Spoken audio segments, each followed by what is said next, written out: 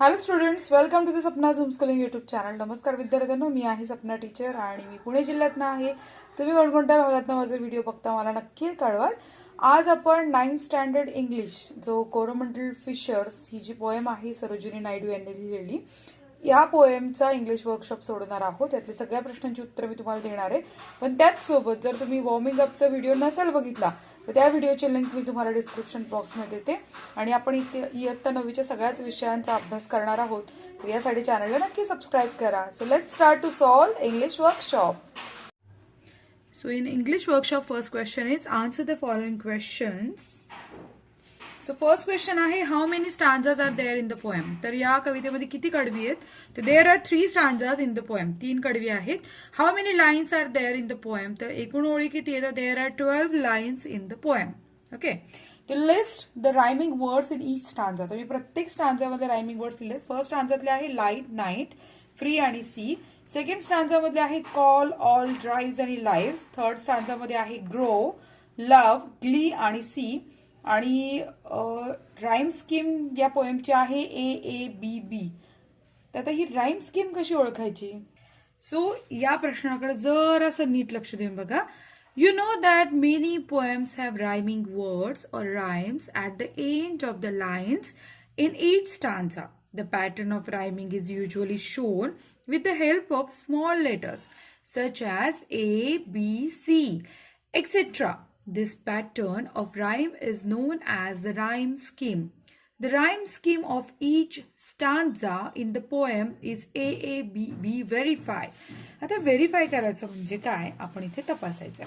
थोडंसं लक्ष देणार, तुमच्या लगेच लक्षात येईल. खूप सोपं आहे. आता आपण आत्ता काय केलेलं, रायमिंग वर्ड्स लिहिले बरोबर.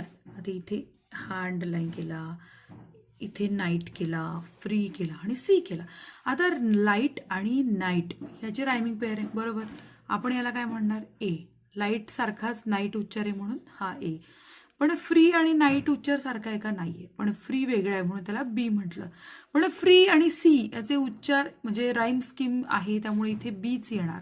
जर दुसराच शब्द असता एखादा की ज्याचा संबंध यांच्याशी नसता तर मग त्याला सी म्हटलं असतं. तर आपण असं ABC या क्रमाने आपण देत असतो ना, म्हणजे पॅटर्न असतो. Pattern of rhyming usually shown with the help of. त्याचा जो पॅटर्न आहे ना तो ABCच्या क्रमाने दाखवतात. आपल्याला ते AABB भेटला. पण दुसऱ्या स्टांजामध्ये गेलं तर सेल, सो, कॉल आणि ऑल. आता इथे सुद्धा ए येतो आणि ए. तुम्ही म्हणाल का? कारण एकच आहे, दोघांचा आवाज ध्वनी सारखा येतोय. Call, all, okay. त्यामुळे एच येणार कारण रायमिंग पेअर आहे त्या. दुसरा आहे ड्राईव्ह आणि लाईव्ह. इथे सुद्धा काय येणार? बी आणि बी. बी का म्हणायचं? कारण हे दोन्ही वेगळे आहेत ना, प्रत्येकाला वेगळं दाखवतो आपण. आता इथे ग्रो आहे आणि लव्ह आहे. इथे सुद्धा ए आणि ग्ली, सी, इथे बी, बी. अशा प्रकारे आपल्याला सगळीकडे AABB मिळालंय म्हणून आपण त्याला म्हटलंय की राईम स्कीम आहे. इथे कवितेची काय आहे? AABB आहे. तर तुम्हाला जेव्हा पोएटिक ॲप्रिसिएशन लिहायचं असतं ना त्यावेळेस कंपल्सरी राईम स्कीम विचारतात, त्याला मार्क असतात. त्यामुळं कवितांची राईम स्कीम लक्षात ठेवा किंवा समजून घ्या म्हणजे गोंधळ होत नाही. Question number 3. What do the following expressions refer to write in a word or phrase? आता एक्सप्रेशन काय रेफर करतात बघूया. Leaping wealth of the tide, जी समुद्राकडनं संपत्ती घ्यायची ती काय होती? मासळी म्हणजेच फिश होती.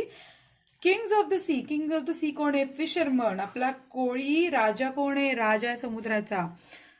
तर at the fall of the sun, at the sunset. The edge of the verge काय? हॉरिझॉन. इथे मॅच द फॉलोइंग आहे. तर मॅच द फॉलोइंगचा आधी प्रश्न बघून घ्या मग उत्तर बघा. प्रश्नात काय दिलं त्यांनी? The wind, dawn, sea, cloud आणि वेव्स. डॉन म्हणजे पहाट माहिती आहे ना. Brother, comrades, mother, child, mother holding her child. आता इथे ABCDचा क्रम दिला, त्यात उत्तर लिहायचे. ठीक आहे, मी आता डायरेक्ट उत्तर लिहिली की द विंड चाइल्ड आहे, dawn mothers holding her child, sea mother, cloud, brother, waves, comrades. पण ओके, आपण उत्तर लिहिताना अशा क्रमात लिहायचं. तर एचं उत्तर 4 आहे, B 5, C 3, D 1 आणि E 2. ओके. क्वेश्चन 5 आहे, find and write the lines in the poem that refer to. म्हणजे ह्या लाईन्स काय रेफर करतात बघा. अर्ली मॉर्निंग रेफर कोणत्या लाईन्स करतात? ही लाईन रेफर करतीये Rise, brother, rise. The awakening skies pray to the morning light. Okay, so ही ओळ आपल्याला अर्ली मॉर्निंग दाखवते. आता इव्हिनिंग साठी कोणती ओळ वापरली बघूया. What though we toss at the fall of the sun, where the hand of the sea God drives. आणि फुल मून साठी, फुल मून लाईट साठी, and sweet are the sands at the full of the moon with the sound of the voices we love. तर ह्या ओळी फुल moon light दाखवतात, म्हणजे पौर्णिमेची रात्र. आता इथे क्वेश्चन नंबर 6 आहे. Write the lines that show that the fisherman are not afraid of the sea or of drowning. तर ही लाईन सांगते, he who holds the storm by the hair will hide in the breast our lives. Okay, आता question number जो 7 आहे तो आपण बघूयात. In this last stanza, 2 lines refer to a landscape and 2 lines refer to a seascape. Which are they? Copy them from the poem correctly. आता आपण landscape आणि seascape दाखवणाऱ्या लाईन्स इथे लिहून काढूयात. Okay, landscape. Sweet is the shade of the coconut glade and the scent of the mango grove, and sweet are the sands at the full of the moon with the sounds of the voices we love. And seascape साठी, but sweeter, oh brother, the kiss of the spray and the dance of the wild foam's glee. Row, brother, row to the edge of the verge where the low sky meets with the sea. Okay, आता आपण question number 8 बघणार आहोत. खूप interesting question आहे. Question आहे की using the internet, find photographs, pictures of landscapes, seascapes to illustrate the images used in the picture. काय करायचं माहिती का? काहीच नाही. आपल्याला समुद्राची चित्र ऑनलाईन गुगलवरनं पाहायची आहेत, जिथे होड्या आहेत, कोळी आहेत, जिथे ते एक सुंदर म्हणजे सूर्यास्त होतोय किंवा सूर्योदय होतोय आणि छान समुद्रावरती असं मस्त रेनबो आलेला आहे. सो असं पिक्चर्स आपल्याला काय करायचे, डाउनलोड करायचे. ओके, किंवा पाहायचे ज्याच्यामध्ये इल्युस्ट्रेट म्हणजे वर्णन करतात, ह्या कवितेला वर्णन करणारी चित्र आपल्याला शोधायचे. ठीक आहे, फार काय अवघड टास्क नाही आपला. आता क्वेश्चन नंबर 9 सगळ्यात मोठा टास्क आहे. Select a few lines from the favourite nature poem in your mother tongue and translate them in to English. आता मी काय कविता घेतली माहिती का? मला खूप आवडते, बालकवींची आहे. श्रावण मासी हर्ष मानसी हिरवळ दाटे चोहीकडे, क्षणात येते सरसर शिरवे, क्षणात फिरुनी ऊन पडे. खूप छान कविता आहे. पुढे पण आता इथे काय होते, त्यांनी काय सांगितलं, तुमच्या आवडीची निसर्ग कविता घ्या आणि तिला इंग्लिशमध्ये ट्रान्सलेट करा. तर आपण इंग्लिशमध्ये ट्रान्सलेट करूया.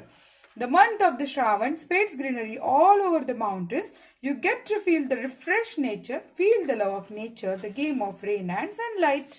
ओके, तर असं ट्रान्सलेशन आहे. ट्रान्सलेशन म्हणजे शब्दाचं ट्रान्सलेशन नसतं, तर पूर्ण भावना ती ट्रान्सलेट होणं गरजेचं असतं दुसऱ्या भाषेमध्ये. So in this way I have translated this poem. If you like other poem, you can translate other poem also. Okay, so not an issue.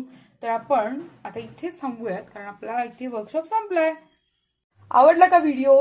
आवडल्यास लाईक करा, चॅनलला सबस्क्राईब करा आणि जास्तीत जास्त मित्रमैत्रिणींना व्हिडिओ शेअर करा आणि थँक्स बटन प्रेस करून आमच्या कामाला प्रोत्साहन द्या. धन्यवाद.